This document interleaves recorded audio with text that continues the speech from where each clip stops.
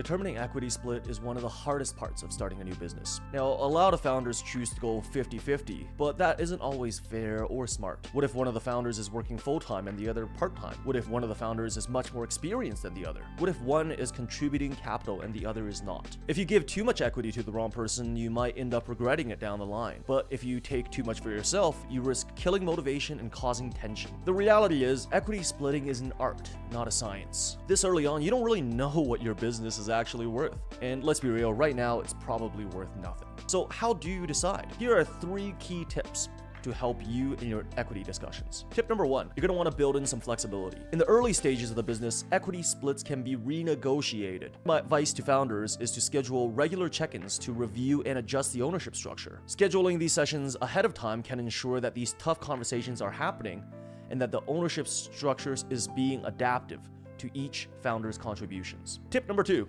founder agreements must be in writing.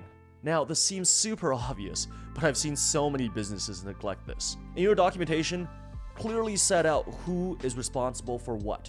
Setting these expectations up front will avoid a whole bunch of disputes down the line. Tip number 3, vesting plans are a non-negotiable. If someone decides to leave early and stop working on the project, they should not be taking a big chunk of equity with them.